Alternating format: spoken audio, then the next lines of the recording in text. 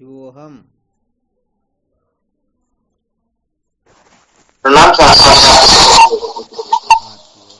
आवाज आ रही है।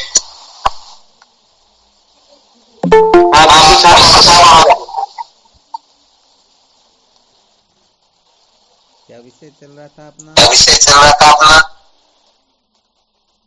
संसार को बनाए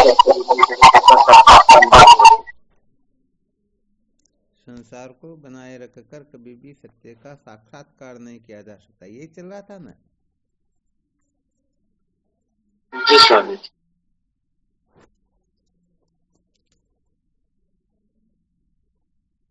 तो संसार को बनाए रखने से तात्पर्य होता है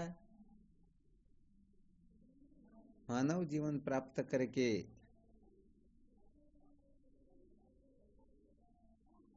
समस्त बंधनों से मुक्त होकर के सदा सदा के लिए कृतार्थ होने के लिए शास्त्रों ने जिसको मोक्ष कहा है उस मोक्ष को प्राप्त करने की जिज्ञासा का जागृत न होना, तड़पन का जागृत न होना, समझ लीजिए क्या कर रहे हैं हम।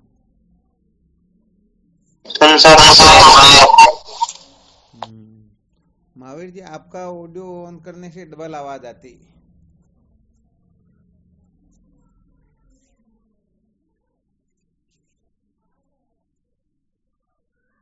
तो कुल मिलाकर के जो इस संसार में सबसे श्रेष्ठ है उस वस्तु को महत्व न देकर किसी को भी महत्व देना, यही संसार को बनाए रखना है।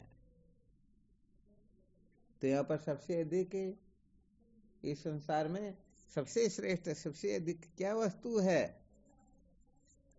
मोक्ष स्वामी जी। मोक्ष, जिसके लिए कल ही हमने चर्चा की थी। इस संसार विषय मोक्ष से परे दूसरा कोई पदार्थ अधिक नहीं है, किंतु मोक्ष ही सर्वते अधिक है। कहते मोक्ष को प्राप्त हुआ ये जीव पुनः जन्मरणाधिक संसार को प्राप्त होता नहीं, ये वार्ता लोक विषय प्रसिद्ध है। तो संसार में ये प्रसिद्ध है ना। हम कुछ भी क्यों न करें, भोजन प्रातः काल कर लेते तो फिर सायंकाल करने की आवश्यकता होती है। अच्छे से अच्छे कपड़े क्यों न बना ले, परंतु फिर आगे वाली दीपावली पर आवश्यकता पड़ती है। अच्छे से अच्छा बंगला बना ले, फिर भी आगे के जन्म में फिर बंगले की आवश्यकता पड़ती है। संसार में है कोई ऐसा काम जिसको कर लिया तो फिर करने की जरूरत नहीं पड़ेगी? नहीं स्वामी जी। हाँ, किसी को भी ध्यान में आ रहा हो कि इस काम को करने के बाद में फिर कुछ करना बाकी नहीं रहता, ऐसा किसी को दृष्टिगोचर हो रहा हो तो थोड़ा यहाँ पर संकेत करे ताकि उस पर भी विचार किया जा सके।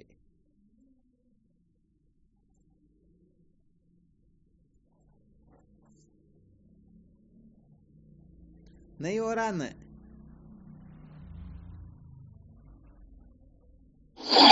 नहीं हो रहा।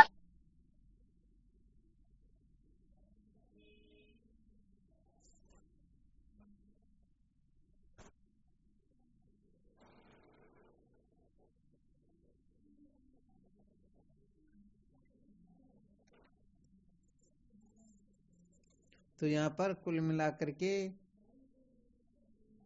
केवल और केवल मात्र मोक्ष ही एक ऐसी वस्तु है जिसको प्राप्त करने के पश्चात फिर कुछ प्राप्त करना शेष रहता ही नहीं।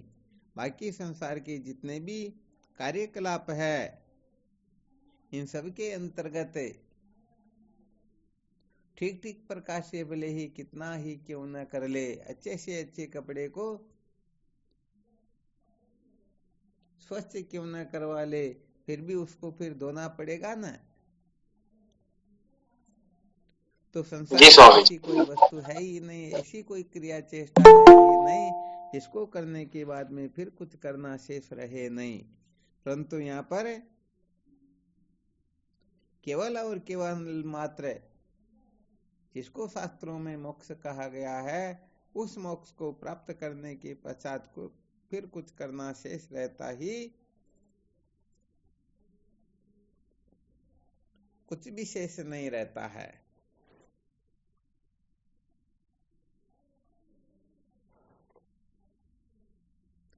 अब यहाँ पर अपने को क्या करना है? विवेक के द्वारा बलि प्रकाश से इन दोनों रहस्यों को समझना है। एक तरफ ऐसी वस्तु है जिसको प्राप्त करने के पश्चात फिर कुछ प्राप्त करना शेष रहता ही नहीं, और एक तरफ ऐसी वस्तुएं हैं जिनको प्राप्त करने में पसीने छूट जाते हैं, फिर भी प्राप्त हो न हो, और प्राप्त हो भी जाए तो कभी भी बिछुड़ सकती है, कभी भी नष्ट हो सकती है, कभी भी कुछ हो सकता है। अब निर्णय अपने को करना है कि हमें मोक्ष को प्राप्त करना है अथवा उन सांसारिक वस्तुओं को प्राप्त करना है जिनको प्राप्त करने के पश्चात रोने पछताने के सिवाय कुछ भी मिलता ही नहीं। केवल मात्र ये विवेक की कक्षा है, क्योंकि अर्थी स्मृति ये दो जो शर्त बता रखी है, दो जो सूत्र बता रखे हैं, ये दोनों सूत्र जब हम परिपूर्ण कर लेंगे तभी ब्रह्म विचार जैसे करना चाहिए वैसे कर पाएंगे। और यदि दो में से एक ही है तो ब्रह्म विचार कर नहीं पाएंगे, और दोनों नहीं है तो उनके लिए तो फिर कुछ कहना होगा ही नहीं। तो बैठ के एकांत में चिंतन मनन मंथन करना होता है ना। जी स्वामी। तो बस यहाँ पर वही सूत्र काम आएगा जो सूत्र ब्रह्मास्त्र होता है इस संसार बंधन से मुक्त होने के लिए। ध्यान में है क्या आप लोगों को?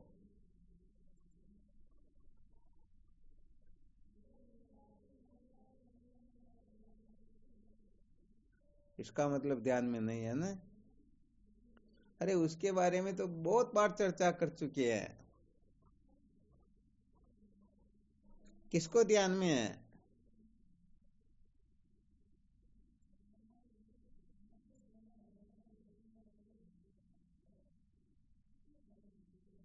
अरे बड़ी गजब बात है।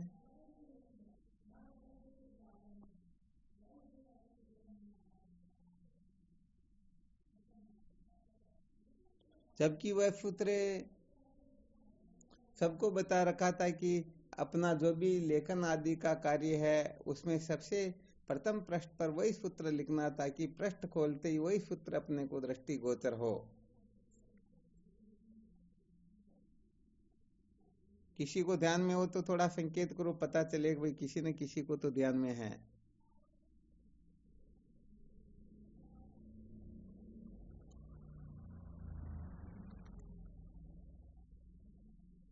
स्वामी जी प्रश्न क्या गया स्वामी जी?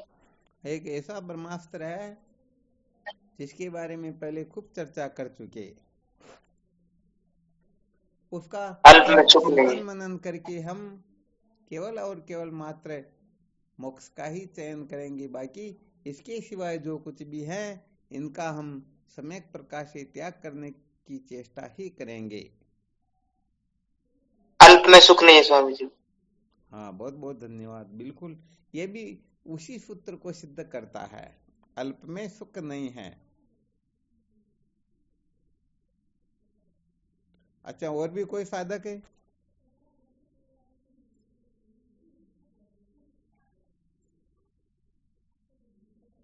हाँ, फैजानंद जी नहीं जुड़े, क्या बात हुई भाई? प्रणाम मुझे होना। हाँ शिव, जो जिसे हटाओगे चले लग जाए वो कभी पूर्ण नहीं होता। क्या हुआ?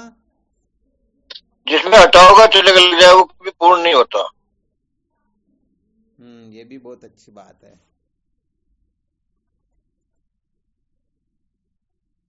बहुत श्रेष्ठ बताया, धन्यवाद है।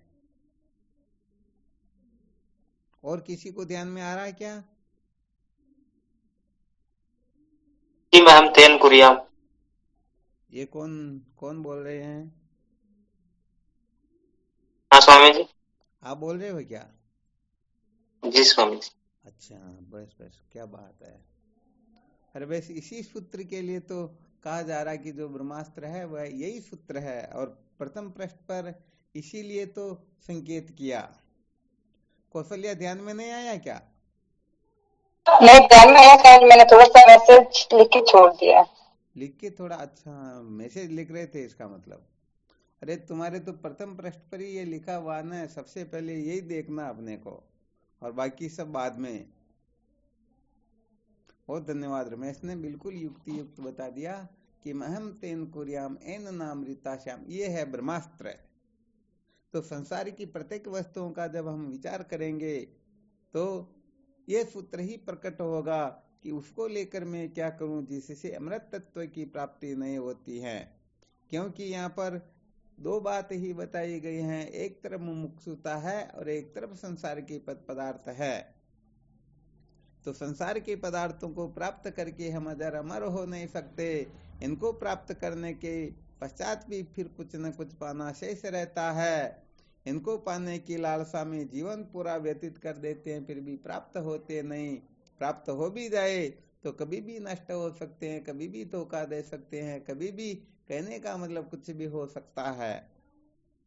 जबकि मोक्ष को प्राप्त करने के पश्चात फिर कुछ शेष रहता ही नहीं। तो यहाँ पर सचमुच में जो सच्चा मुमुक्षु होना चाहता है उनको सदा सर्वदा इस सूत्र को धारण किए रहना है, इसका मंथन करते रहना है। जिस चीज को हम पाना चाहते हैं, अर्थात चाहे वो ज्ञान इंद्रियों से हो, कर्म इंद्रियों से हो, चाहे अंतःकरण से ही क्यों न हो, उनके लिए अच्छी तरह से विचार करके देखे कि इनको प्राप्त करके मैं अजर अमर हो सकता हूँ या नहीं, इससे मुक्ति होगी या नहीं होगी।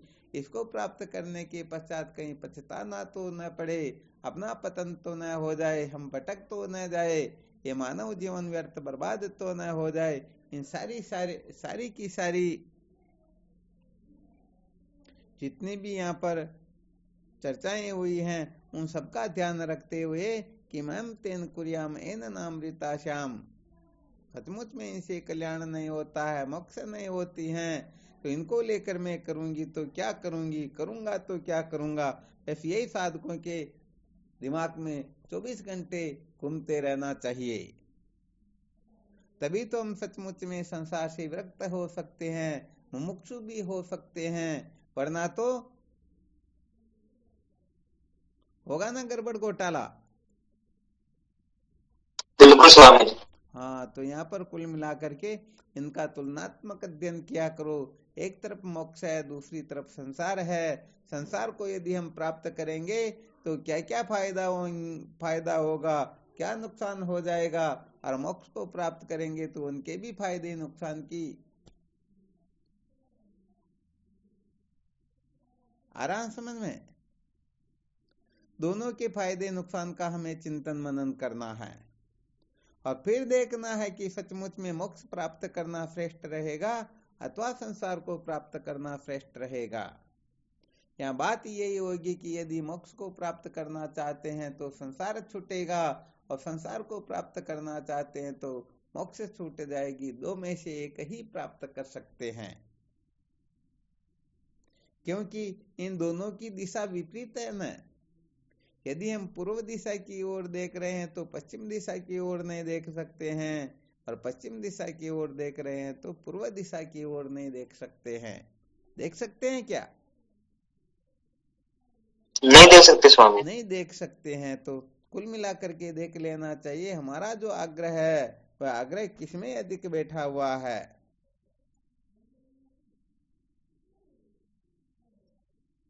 हाँ, ये सारे के सारे सूत्र बड़े विलक्षण होते हैं, इनका खूब चिंतन मनन करना चाहिए, इनको खूब महत्व देना चाहिए।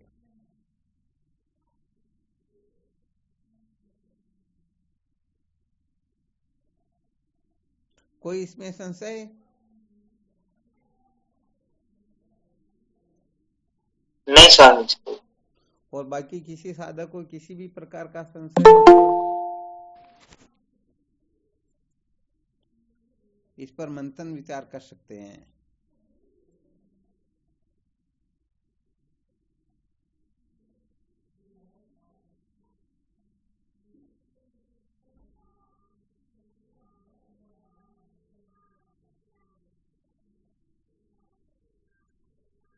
अच्छा, ये बिल्कुल पक्का है, हमने समझो क्लियर कर लिया कि वास्तविक बात ही यही है, यह अपने को पूर्ण रूप से उत्तीर्ण होना होगा।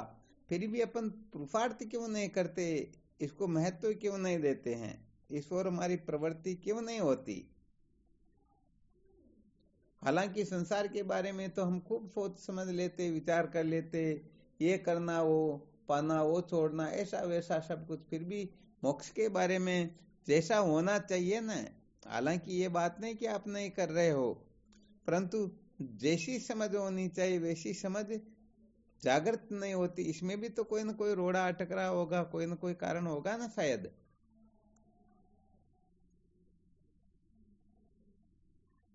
प्रणाम स्वामी जी। इसका मंथन किया करो, वास्तव में बात क्या है। संगत का फर्क है महाराज। अरे क्या बात, बहुत अच्छी बात बताई। संगत से तो कहने का मतलब समझो इसका उत्थान हो गया हो। उत्थान तो क्या हुआ, समझो जो मोक्ष प्राप्त करने में केवल मात्र अणुमात्री दूर रहा हो, वह भी भेदवादी पामर पुरुषों का संग करके सदा सदा के लिए पतन की ओर जा सकता है। तो ये तो समझो एक प्रकार से बहुत ही बड़ा ब्रह्मास्त्र बता दिया। साधकों को इस जगह पर तो इतना सावधान रहना चाहिए। और ज्यादा तो क्या बताएं, कम से कम ज्यादा न हो तो भी 12 बजे तब तक न तो वेद की चर्चाएं सुनना चाहिए, न वेद का कथन करना चाहिए, और न वेदवादियों के शास्त्रों को पढ़ना, अथवा चाहे बोली यूट्यूब हो चाहे किसी पर भी क्यों हो, उनकी कथा वार्ता, उनके चिंतन मनन, उनके प्रवचन या उनके द्वारा जो कुछ भी कथन किया जाता, हंसी मजाक मौज मस्ती मनोरंजन वाले किसी कहानी चुटकुले, इन सबसे दूर ही रहना चाहिए। 12 बजे के बाद में फिर मन नहीं मानता हो तो फिर देख लेना चाहिए। 12 बजे तक तो केवल और केवल मात्र वेदांत की चर्चा ही श्रवण करे, वेदांत के शास्त्रों का ही स्वाध्याय करे, वेदांत के महापुरुषों का ही संग करे। ऐसा समझो जो सचमुच में मुमुक्षु हो जाता है, उसके भीतर ये समझ स्वतः ही जागृत हो जाती है। क्योंकि 12 बजे से पहले पहले तो समझ लेना चाहिए तो वेदांत की क्लास ही होती है। 12 बजे बाद में फिर संसार की क्लास, रात को 12 बजे से सुबह 12 बजे तक, और फिर आधी क्लास संसार के लिए। तो 12 बजे तो वैसे हम सोते ही हैं, तो सुबह 4-5 बजे जब भी उठते हैं, 6 बजे उठो, 8 बजे उठो, जब भी उठो, तब से लेकर के कम से कम 12 बजे तक। तो कुल मिलाकर के ये मन मौज मस्ती मनोरंजन को यदि चाहता होगा तब तो नहीं मजा तो उनके सुनने से आता हो। बहुत अच्छा गाते हैं, उनका स्वर बहुत अच्छा है। हाँ, वो कहने का मतलब ऐसे किसी कहानी कहते कि नाचने का मन होता है, तालियां बजाने का मन होता है, रोने हंसने का मन होता है। तो भाई ये तो अभी हम संसार की ओर ही प्रवृत्त हो रहे हैं।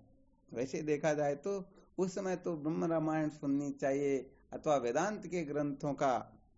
हाँ, वास्तव में देखा जाए जिनमें सचमुच में महत्व बुद्धि हो, उनके सिवाय वह किसी को फिर महत्व देता ही नहीं।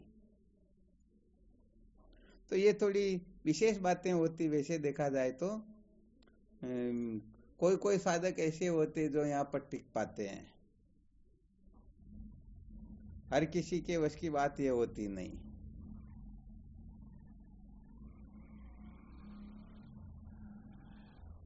फिर भी मुश्किल जरूर है, परंतु असंभव नहीं है। असंभव है क्या? हाँ, बिल्कुल सत्य बात है।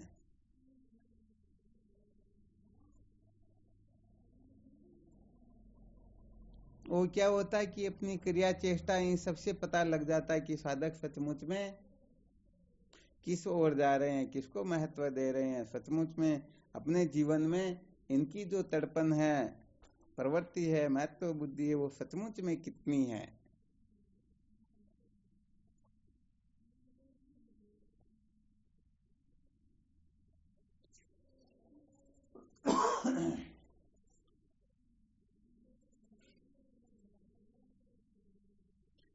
वेदांत के साधकों का जो सूत्र होता है ना, वो सूत्र ये पहले नंबर का होता है, जो मोतीलाल जी ने भी इशारा किया ना। कोई संग से ही जीवन भटकता है, संग से ही जीवन बर्बाद होता है। तो 24 घंटे न रह सको तो भी 12 बजे तक का तो निश्चय रखना चाहिए कम से कम। निश्चल दास जी महाराज विचार सागर के रचयिता, वो भी सांख्य आदि शास्त्रों का न्याय वैशेषिक आदि शास्त्रों का स्वाध्याय करवाते जरूर, परंतु 12 बजे से पहले नहीं करवाते थे। कहते थे हम 12 बजे से पहले वेद की चर्चा न तो सुनते हैं न सुनाते हैं। 12 बजे के बाद में फिर तो क्लास लगानी होती, जैसे साधक होते उनको पढ़ा सकते, कोई बड़ी बात तो है नहीं। और वैसे ये विवेक आदि की उत्पत्ति में सहायक भी है, परंतु है तो वेद को पुष्ट करने वाले ही न। तो जिस जगह पर जो साक्षात भगवान के अवतार कपिल भगवान ने तो सांख्य शास्त्र की रचना की, पतंजलि भगवान जो शेषनाग के अवतार थे उन्होंने तो योग शास्त्र बनाया, फिर भी कहते कि नहीं नहीं हम वेदवादियों के शास्त्र को 12 बजे से पहले पहले न तो पढ़ते न पढ़ाते। तो विचार करके देखो, हमको उनका अनुगमन नहीं करना क्या? बिल्कुल करना चाहिए स्वामी। हाँ बिल्कुल सत्य बात। इसलिए 12 बजे से पहले पहले चाहे कितने भी अच्छे भजन हो, कीर्तन हो, कथा हो, या पता नहीं क्या क्या हो, चाहे अपने को कितने भी प्रिय लगने वाले कलाकार आदि क्यों न हो, परंतु 12 बजे से पहले पहले तो किसी कचरे को महत्व देना ही नहीं चाहिए। और वैसे सचमुच में निष्ठा पक्की हो जाए तो उसमें तो सुनना तो गुरुदेव को ही सुनना चाहिए, वेदांत शास्त्रों का स्वाध्याय करना चाहिए। तो सचमुच में जो जीवन मुक्त महापुरुष हुए हैं उन्हीं के बारे में चिंतन मनन करना चाहिए, तब जाकर के समझो हम सचमुच में मुमुक्षु हैं, सचमुच में मोक्ष को महत्व देने वाले हैं। वरना तो गंगा गए गंगादास, यमुना गए यमुनादास, क्योंकि गंगा जी में जाकर के कोई यमुनादास बने तो उनको वहां कौन खाने के लिए टुकड़े देगा, और यमुना जी में जाकर के कोई गंगादास बने तो वहां पर तो सब यमुना माता के भक्त होते हैं, उनको कौन व्यवस्था करेंगे? करेंगे क्या? नहीं करेंगे स्वामी। हाँ, तो कहने का मतलब आपने साधारण भाषा में बोल करा ना, जिसे बहिरो बादे उसे तो आप देव है। तो ये तो संसार के अंतर्गत चलता है, यहाँ अध्यात्म के अंतर्गत तो बिल्कुल भी नहीं चलता है। तो जब साधक शुरू में ऐसी निष्ठा बना लेते हैं तो फिर उनके जीवन में कभी भी गड़बड़ घोटाला होता ही नहीं। कोई गड़बड़ घोटाला उत्पन्न कर दे ऐसी उनमें सामर्थ्य भी नहीं होती है। तो कुल मिलाकर के अपना मन जैसा मनोरंजन चाहता है वैसा न हो करके बुद्धि के द्वारा निर्णय ले कि क्या ठीक है, क्या करना, क्या नहीं करना, इन समस्त बातों को अच्छी तरह से धारण करके जब विचार मंथन पूर्वक हम ब्रह्म विचार करते हैं तो निश्चित रूप से विद्या के बंधन से मुक्त हो जाते हैं। आ गया अच्छी तरह से समझ में? जी गुरुदेव। हाँ, तो जो सचमुच में केवल मुमुक्षु ही है, मोक्ष को ही महत्व देते हैं, उनको तो विशेष रूप से इस ओर प्रवृत्त हो ही जाना चाहिए। क्योंकि हालांकि दूसरों को तो पता चलता नहीं चलता, परंतु अपने को तो पता चलता ना। समझो ये गुरुदेव ने आज्ञा दे दी कि हमें ऐसा करना, ऐसा नहीं करना। अब यदि हम आज्ञा की पालना नहीं करते तो अपन तो जानते ना कि भाई मैं इस जगह गड़बड़ कर रहा हूँ। बिल्कुल स्वामी जी। तो यदि अपन इस बात को जान ले कि मेरे से गड़बड़ हो रही तो वह गड़बड़ सचमुच में बड़ा नुकसान करती है। इसलिए गुरुजी को पता चले या न चले, अरे गुरुदेव तो आत्मा के रूप में प्रतिष्ठित है, तो अपने आप को पता चल रहा या नहीं चल रहा? चल रहा है महाराज। चल रहा तो गुरुजी को ही पता चल रहा न।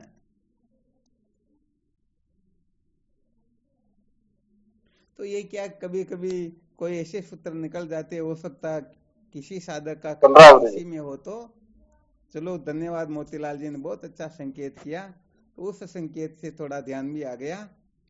तो क्योंकि जो भी सूत्र निकलते हैं किसी न किसी साधक के कल्याणार्थ ही निकलते हैं। हाँ, हो सकता है सभी सूत्र समस्त साधकों के लिए न हो, परंतु हो सकता है किसी साधक के लिए इस सूत्र की आवश्यकता हो, तो किसी न किसी निमित्त से वह सूत्र उनके करण तक पहुंच ही जाया करता।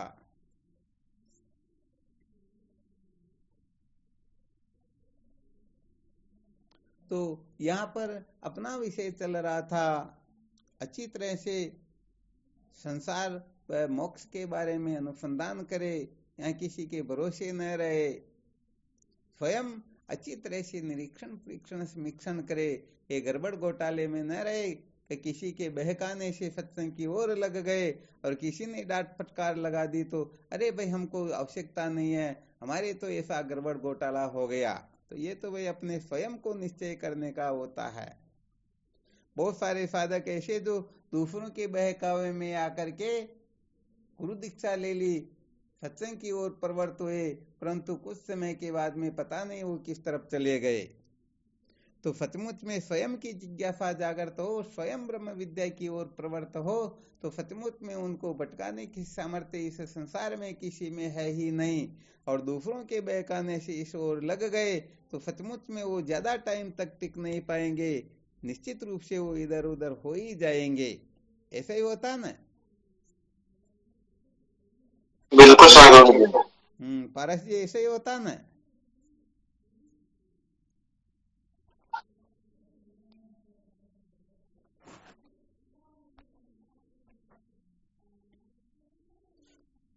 तो कुल मिलाकर के जो सच्चे जिज्ञासु होते हैं वो टिक पाते हैं, दूसरे वो 9 2 11 हो ही जाते हैं। इसलिए सचमुच में सच्ची जिज्ञासा जागृत करे, सच्चे मुमुक्षु बने। सचमुच में हमें बंधन से मुक्त होना है, सत्य का साक्षात्कार करना है, हमें मौज मस्ती मनोरंजन नहीं करना है। इस संसार के लोग जैसे नाचते नचाते हैं वैसे अपने को नाचना नचाना नहीं है। तो कुल मिलाकर के जब अपनी निष्ठा परिपक्व होने लगती है तो स्वतः ही ये संसार छूटने लगता है और स्वतः ही ये तत्व जिज्ञासा जागृत होने लगती है। परंतु कम से कम हम इस जगह पर निश्चित रूप से निष्ठा बना करके निश्चय करके इस तरफ प्रवृत्त होंगे, तभी सचमुच में कुछ न कुछ करवट घोटाला निवृत्त हो पाएगा, वरना सचमुच में कुछ भी होने वाला है नहीं। किन किन साधकों को ये रहस्य समझ में आया? कोई संकेत कर सकते कि अब आज के पश्चात हम 12 बजे से पहले पहले न तो वेद का कथन करेंगे, न सुनेंगे, न सुनाएंगे और न अच्छा रमेश ने जी स्वामी जी। अच्छा एक तो पारस जी ने भी हाथ उठाया, बहुत बहुत धन्यवाद है। 2 साधक तो खड़े हुए। चलो अच्छा, कौशल्या ने भी, क्या बात है।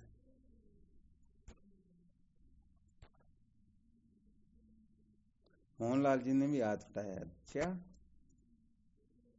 चलो फिर इसका एग्जाम तो हो जाएगा, पता तो चल जाएगा, पता तो रहे भाई ये इन्होंने तो कम से कम हाथ उठाया।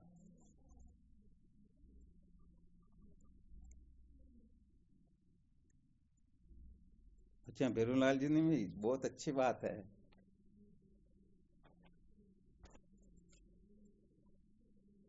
सहजानंद जी महाराज तो खैर अब जुड़े, पहले हमारा यही विषय चल रहा था।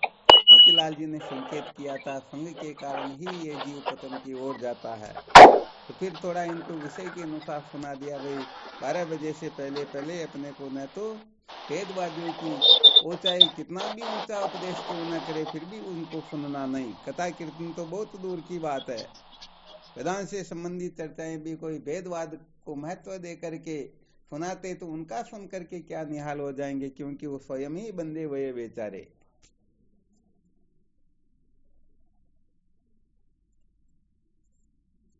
तो यहाँ पर केवल और केवल मात्र वेदांत विचार को महत्व दे, बस यही जीवन का सार होता है।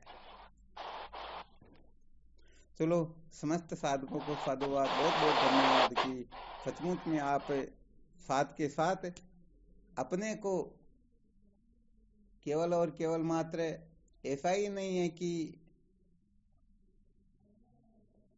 अटके हुए हैं, बल्कि वहां से ऊपर उठने की चेष्टा करते हुए केवल कथन मात्र से ही नहीं बल्कि उस प्रकार का निश्चय करके उस ओर से निश्चित रूप से प्रवृत्त निवृत्त होकर के आप अपना निश्चय प्रकट करें, ये बहुत बहुत बड़े गर्व की बात है।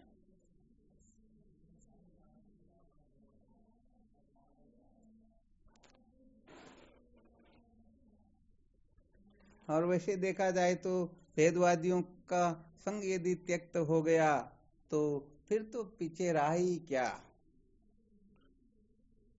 परंतु ध्यान रखना, वेदवादी पामर पुरुषों में रात दिन का अंतर होता है।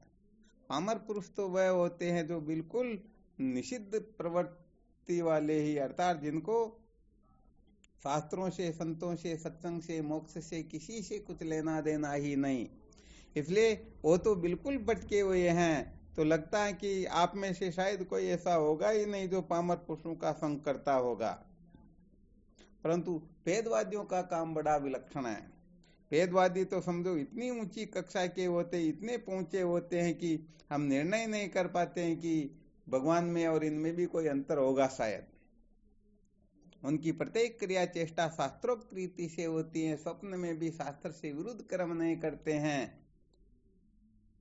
जो केवल जीव व ब्रह्म का भेद स्वीकार करते हैं, ज्ञान से मुक्ति को नहीं मानते हैं, और बाकी पता नहीं कहाँ कहाँ रचे हुए रहते हैं, शास्त्र विरुद्ध कुछ नहीं करते हैं, परंतु इनकी वेदांत वेद्य तत्व में निष्ठा नहीं है, जो वेदांत को महत्व नहीं देते हैं, जो परमार्थ सत्य है उस सत्ता को स्वीकार नहीं करते हैं, वो सारे के सारे वेदवादी ही होते हैं। हाँ, इसलिए बड़े से बड़े महात्मा हो ना, वो भी वेदवादी हो सकते हैं। आप लोगों ने हाथ ऊपर उठाया तो देखा होगा, भाई वो तो बहुत बड़े महात्मा हैं, हमको तो किसी ऐसे के लिए कह रहे जो भटके हुए, ये बात ही नहीं है। यहाँ पर तो हो सकता पूरे संसार में उनकी जय जयकार हो रही हो, ऐसे बड़े भी क्यों ना हो, परंतु यदि आत्मा व ब्रह्म का एकत्व स्वीकार नहीं करते हैं, ज्ञान की अवहेलना करते हैं, केवल कथा कीर्तन नाचने कूदने गायन गाने तक ही सीमित, वो सारे के सारे वेदवादी ही होते हैं।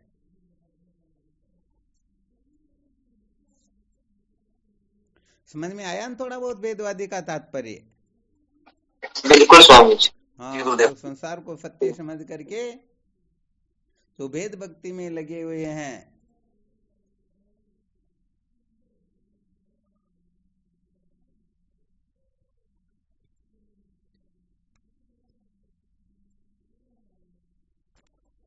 चलो, बहुत बहुत अच्छी बात है।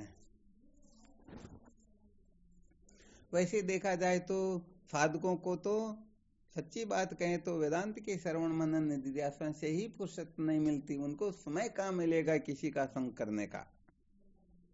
अब जिनके पास में काम नहीं होता वही तो फालतू इस घर से निकल उस घर में जाते कि चलो वहां टाइम पास करेंगे, और जिनके पास में बहुत सारा काम हो तो कोई यदि उनके पास आ भी जाए तो देखेंगे ये भला कहां से आ गई, मेरा काम पूरा हो ही नहीं पाएगा आज तो। होता ना ऐसा? बिल्कुल जी गुरुदेव, क्या है? हाँ, बिल्कुल सत्य बात है। तो अपने को कुल मिला करके जब मुमुक्षु होकर विचार करते हैं तब संसार का चाहे कोई कैसा क्यों ना हो, उसे एक प्रकार का रोड़ा ही है।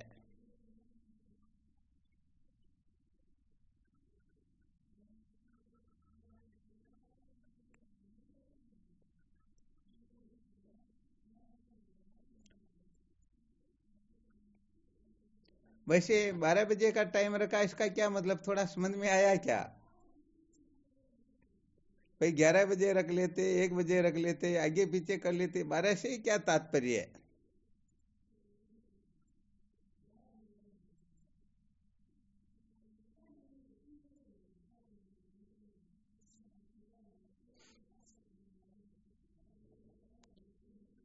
अच्छा, कभी कभी 24 घंटे में आधा हो गया। क्या हुआ? 24 घंटे में आधा हो गया सर। हाँ, नहीं वो तो खैर बात अलग, वो तो थोड़ा ऐसे करके बता दिया था। अच्छा, व्यवहारिक दृष्टि से कोई कहते हैं ना, जब तक मैं उसकी 12 न बजा दूं तब तक मैं चैन की सांस नहीं लूंगा, कहते हैं ना लोग ऐसा। बिल्कुल स्वामी। तो यहाँ पर नामरूपात्मक प्रपंच की इस अविद्या की अज्ञान की जब तक 12 न बज जाए ना, तब तक हमें केवल और केवल मात्र वेदांत विचार को ही महत्व देना है, ये इसका तात्पर्य है।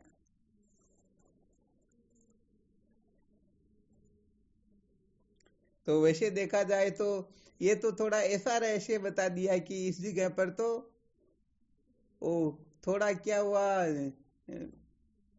वो कहते हैं ना, वो अंगुली पकड़ करके पूरा हाथ ही पकड़ लिया।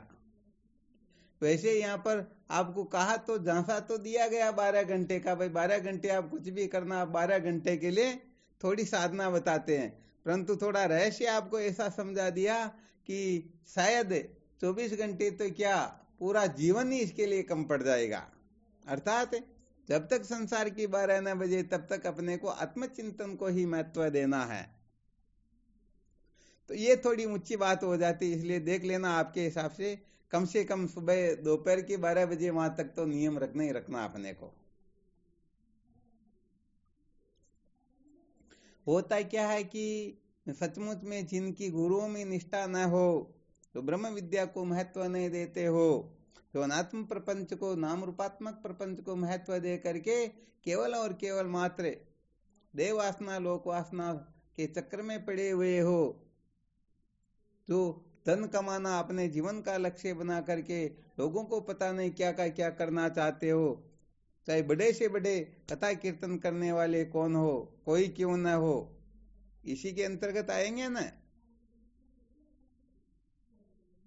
जी गुरुदेव। हाँ बिल्कुल सत्य बात है। तो कहने का मतलब ऐसे लोगों से सुनेंगे तो क्या निहाल हो जाएंगे।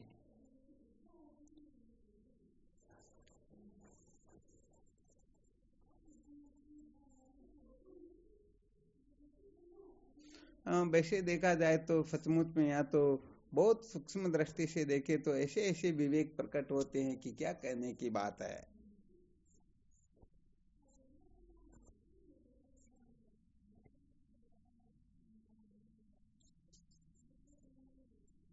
तो जिनके जीवन का लक्ष्य विद्या के बंधन से मुक्त होना न हो, वो भले आकाश पाताल की चर्चा क्यों न करे, वो सब वेदवादी ही होते हैं।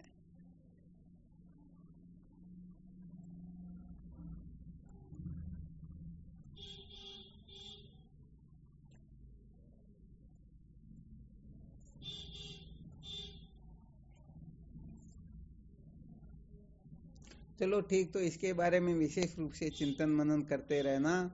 एक तरफ संसार को रखना, एक तरफ मोक्ष को, और फिर बीच में खड़े होकर के मोक्ष की तरफ देख करके मोक्ष के बारे में समस्त विकल्प तैयार कर लेना, और फिर संसार की तरफ मुंह करके भी सारे के सारे विकल्प खड़े कर लेना। फिर निश्चय करना कि फायदा किसमें और नुकसान किसमें। यदि मोक्ष को प्राप्त करने में फायदा हो तो संसार को पूट दे देना, और यदि संसार की प्राप्ति से फायदा होता हो तो मोक्ष को पूट क्या दे, मोक्ष को तो अनादिकाल से पूट दे ही रखी, कोई बड़ी बात तो है नहीं।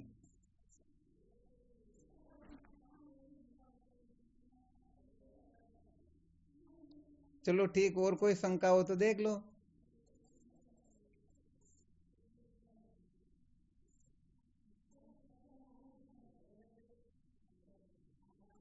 कोई संशय है क्या?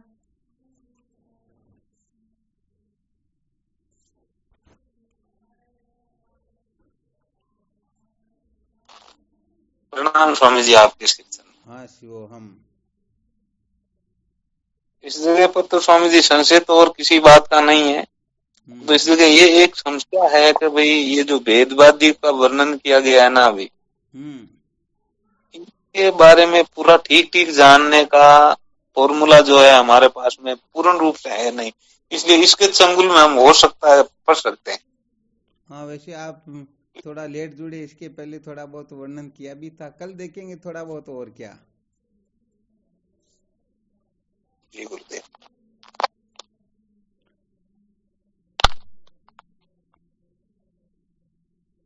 यहाँ पर तो कहने का मतलब भले साक्षात भगवान नारायण जिसे कंधे पर बिठा करके घूमते हो, फिर भी जिनकी वेदांत में निष्ठा नहीं है, समझो वेदवादी ही है एक प्रकार से। जो जीव ब्रह्म के एकत्व को स्वीकार नहीं करते अथवा जो ब्रह्म विद्या को महत्व नहीं देते, वो कितने भी बड़े विद्वान क्यों न हो, ये सारे के सारे वेदवादी ही है। अब इसमें बहुत समझना पड़ता। हम तो क्या होता है कि अपने पास में कोई पुस्तक आए तो देखते हैं, करे कोई इतने बड़े महात्मा की जिनके 1 करोड़ लोग तो पता नहीं फॉलोअर होंगे, इनकी तो संसार में जय जयकार होती, कहाँ तक कहा जाए राष्ट्रपति प्रधानमंत्री भी इनके ऊपर सिग्नेचर कर रखे, तो ये तो पुस्तक ही कुछ और होगी। बस यही तो कहानी। हाँ, लोग निर्णय नहीं कर पाते वास्तव में देखा जाए तो। एक गीता देखने में आती जिनके ऊपर राष्ट्रपति प्रधानमंत्री की भी साइन है, और उसमें प्रथम पृष्ठ पर यही लिखा हुआ 5200 वर्ष भगवत गीता को अवतरित हुए हो गए, परंतु 5200 वर्ष में आज दिन तक किसी ने यथार्थ व्याख्या नहीं की। हम जो कर रहे हैं यही यथार्थ है। हम तो समझते हैं कि इससे बड़ी मूर्खता और क्या हो सकती है।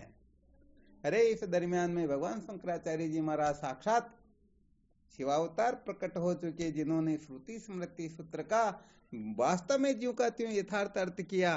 परंतु ना समझ लोग कहते कि नहीं नहीं, हमने जो किया यही परमार्थ है, यही असली अर्थ है, बाकी तो सब गड़बड़ घोटाला है।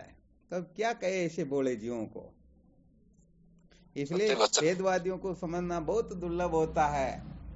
संसार में सब जगह उनका तो डंका बज रहा, सब जगह जय जयकार हो रही हैं। अरे उनके नाम से तो सब जगह पता नहीं क्या क्या हो रहा, उनके सामने तो कौन क्या है, परंतु उनको पता ही नहीं कि उनकी अभी LKG में भी गिनती नहीं है।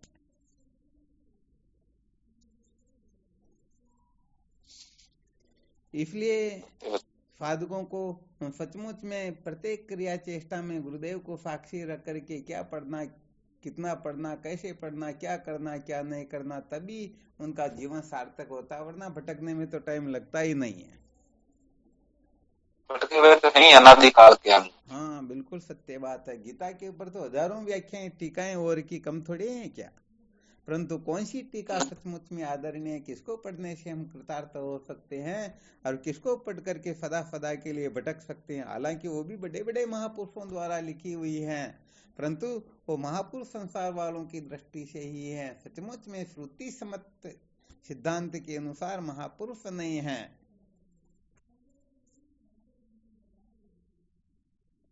निश्चल दास जी महाराज ने कितना खतरनाक लिख दिया, शास्त्र पंचते वेद विरुद्धम याते जानहु तिनी अशुद्धम। जो साक्षात भगवान के अवतार थे, उन्होंने ग्रंथों की रचना कर दी, उनके लिए भी कह दिया ये भी वेद से विरुद्ध है।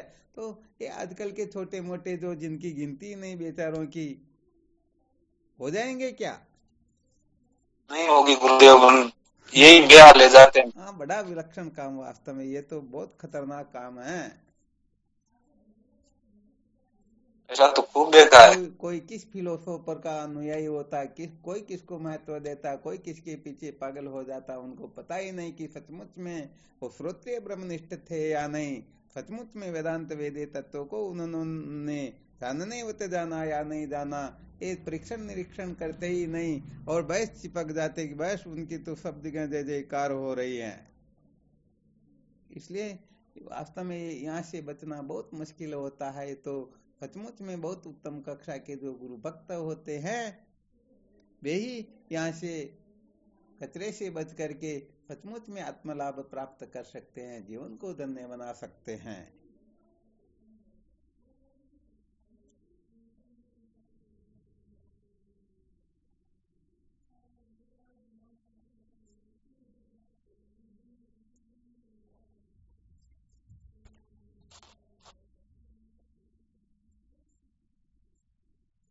चलो करो चिंतन मनन, ठीक है ना। शिवोहम प्रणाम। शिवोहम श्री सतगुरुदेव के चरणों में कोटि कोटि प्रणाम। शिवोहम शिवोहम गुरुदेव प्रणाम।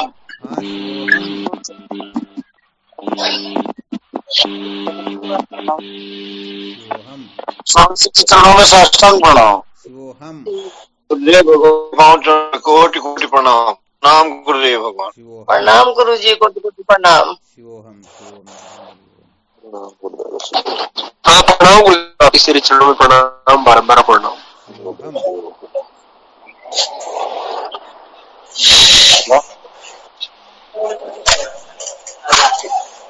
प्रणाम स्वामी जी, आपके चरणों में कोटि कोटि बारंबार प्रणाम। हाँ शिवोहम।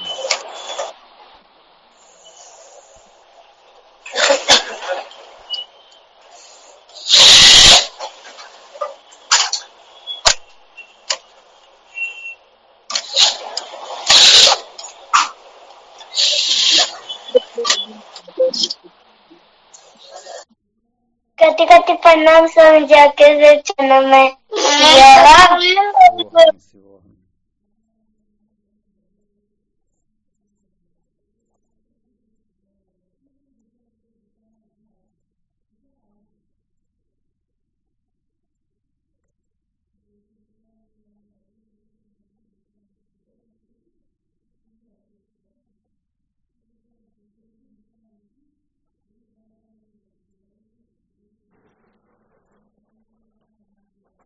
कते कते हम जाके चित्र में शिवोहम शिवोहम शिवोहम